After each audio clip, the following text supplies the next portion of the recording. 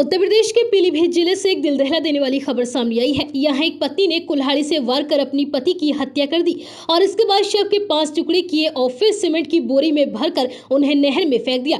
Police ने महिला की निशानदेही पर पति के शव के टुकड़े और खून से सने कपड़ों को घर से 10 किलोमीटर दूर से बरामद कर लिया है और साथ ही आरोपी पत्नी को गिरफ्तार कर लिया गया है। दरअसल मामला गजरौला थाना क्षेत्र के शिवनगर गाँव का है। यहाँ रहने वाला रामपाल सोमवार रात से घर से लापता था। बहुत ढूंढने के बाद महिला के बड़े बेटे ने पिता की गुमशुदगी की रिपोर्ट दर्ज कराई थी, जिसके बाद पुलिस ने मामले की जांच पड़ताल शुरू की। बेटे के शक के आधार पर जब पुलिस ने महिला से पूछताछ की तो उसने अपना सारा जुर्म कबूल कर लिया। रामपाल पत्नी दुलारो देवी के साथ गांव में रहता था। दोनों के 2 बेटे हैं। गांव में उनके 2 घर हैं। एक में दुलारो देवी अपने पति के साथ रहती थी, जबकि दूसरे में बच्चे अपने परिवार के साथ रहते हैं। रामपाल खेती किसानी का काम करता था। पुलिस पूछताछ में आरोपी पत्नी ने बताया कि उसका पति उसको मारता पीटता था। वो आए दिन शराब पीता और घर आकर झगड़ा करता। मैं घर पर अकेली रहती, कोई ऐसा नहीं था जो मुझे बचाता।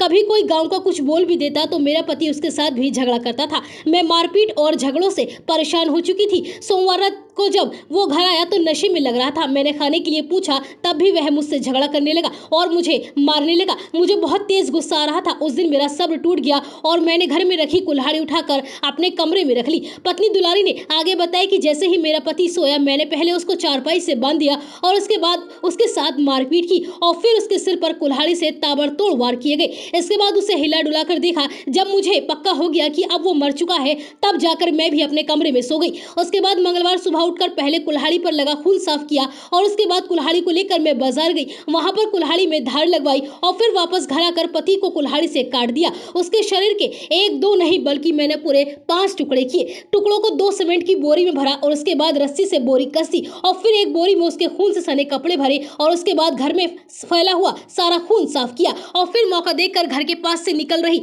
नहर में तीनों बोरियों को फेंक दिया। महिला का कहना है कि घर वापस आकर वो काफी देर तक बाहर नहीं निकली। सोमवार शाम को जब घर पर बड़ा बेटा आया और उसने अपने पिता के बारे में पूछा तो मैंने उसको बता दिया कि वो कल से रात से गायब है। मैंने खुद उनको तलाश कर रही हूँ। इसके बाद उसने कई जगह फोन करके पिता के बारे में जानकारी ली और 26 जुलाई को बेटे ने पुलिस में शिकायत कर दी। पुलिस ने जब इस मामले में मुझसे सख्ती से पूछताछ की गई तो मैं टूट गई और सारा सच बता दिया। वहीं महिला के बेटे का कहना है कि माँ का किसी के साथ अफेयर चल रहा था। वो किराए के मकान में उसके साथ रहती थी। वो घर का सारा सामान अपने प्रेमी के पास ले जाना चाहती थी, जिसका विरोध मेरे पिता करते थे। मेरे पिता माँ के अफेयर होने का भी विरोध कर रहे थे, जिसको लेकर घर में आए दिन झगड़े और मारपीट होती थी। वहीं इस वारदात के बारे में सीयू सिटी अंशु जैन ने बताया कि गुरुवार को खून से सना कपड़ा बरामद कर लिया गया है। शुक्रवार को शव के सभी टुकड़े भी बरामद किए गए हैं और महिला को गिरफ्तार करके उससे आगे की पूछताछ की जा रही है और उसने अपना जुर्म भी कबूल कर लिया है। इस मामले की आगे जांच चल रही है। अगर किसी और का नाम सामने आता है तो उसको भी गिरफ्तार किया जाएगा।